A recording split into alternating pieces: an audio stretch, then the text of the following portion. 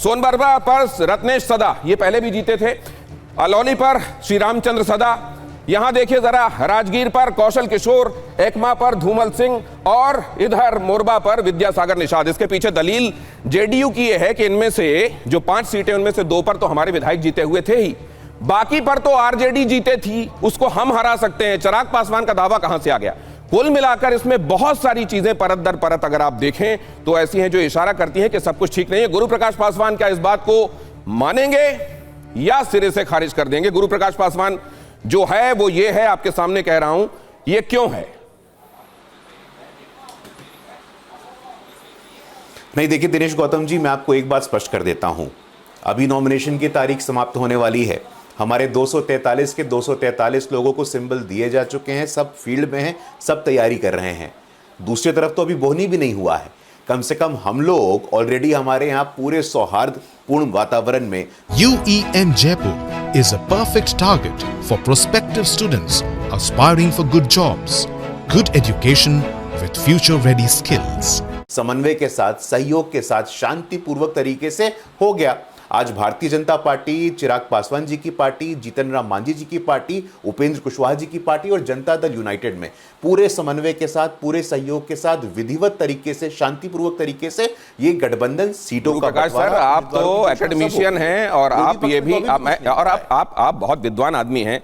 मैं एक बात ये भी आपसे जानना चाहता हूं कि जैसे ही अपनी तरफ बॉल आ रही हो तो तुरंत विरोधी खेमे की तरफ डिफ्लेक्ट करो, ये तो करना ही चाहिए स्ट्रेटजी वाइज, लेकिन कुछ स्वीकारोक्ति भी होनी चाहिए उसमें। अगर ऐसा ना होता तो मंगलवार की रात में आपके बड़े बड़े नेता जाकर उपेंद्र कुशवाहा के घर से निकले हैं बुधवार सुबह, और उसके बाद कहा गया कि दिल्ली आए हैं और यहां आकर उन्होंने ये कहा कि हाँ ठीक ठाक है। वैसे तो ट्वीट भी आप लोग लिख के दे देते हैं अपने गठबंधन के साथियों को कि उनको ट्वीट क्या करना है। दिनेश जी,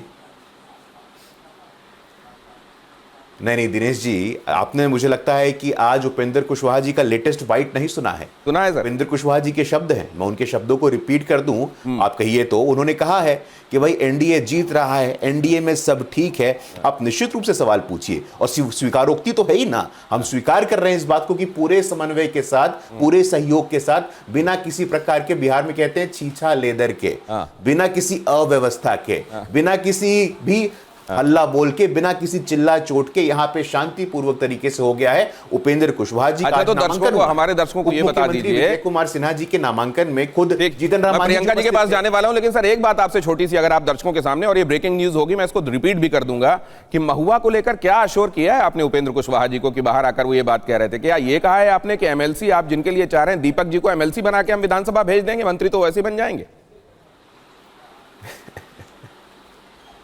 नहीं, देखिए ये ब्रेकिंग न्यूज का विषय नहीं है, ये तो टॉप लीडरशिप, शीर्ष नेतृत्व का विषय है। लेकिन उपेंद्र कुशवाहा जी के सम्मान का, उनकी प्रतिष्ठा का उसी प्रकार ध्यान रखा गया है जैसे जीतन राम मांझी जी का और चिराग पासवान जी का। आप निश्चिंत रहिए सर, कितनी और देर तक ये बात खैर नहीं आएगी, चलिए हम थोड़ा इंतजार करने के लिए तैयार हैं। ठीक है गुरु प्रकाश पासवान जी। प्रियंका जी, लेकिन उधर तो 243 पर सिंबल बांटे जा चुके हैं कहा जा रहा है, यहां तो ये भी तय नहीं हुआ है जिसका ऑफिशियल अनाउंसमेंट किया जाए कि कहां से कौन लड़ने वाला। क्या ये बात सच है?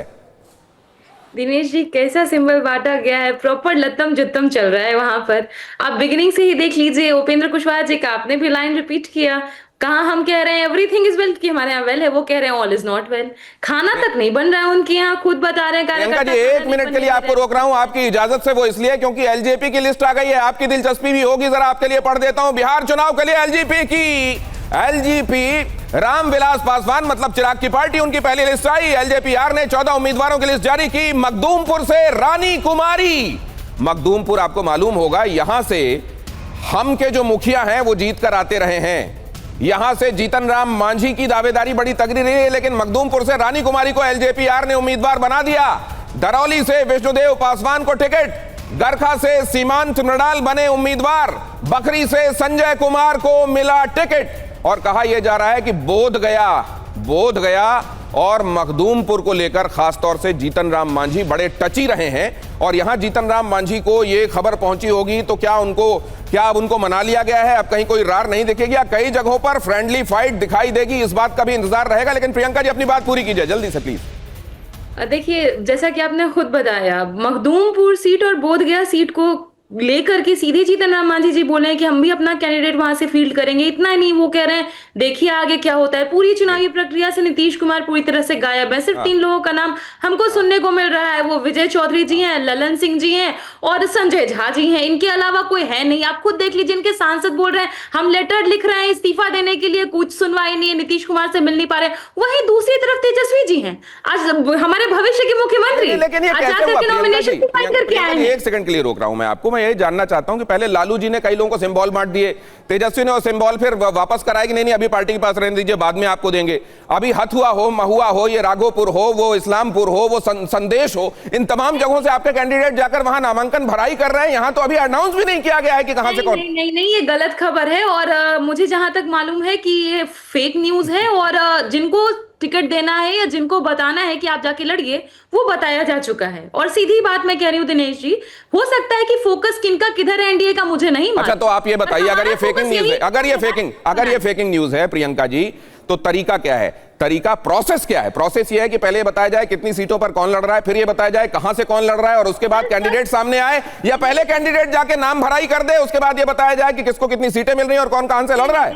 दिनेश जी, कल तक आपको ये सारी क्लैरिटी आपको ही मिल जाएगी। आपका शो कब होता है? जब समय होता है तभी होता है, ना पहले ना बाद में। बिल्कुल वही है। और दूसरी बात मैं ये कह रही हूँ कि उधर जो चीजें चल रही हैं हमको उससे फर्क भी नहीं पड़ता है, क्योंकि हमारा फोकस एक ही चीज पर है कि हर घर सरकारी नौकरी मिलनी चाहिए। और हम इसी को इंश्योर कराने के लिए हमारे भविष्य के मुख्यमंत्री आज नॉमिनेशन फाइल करके आए।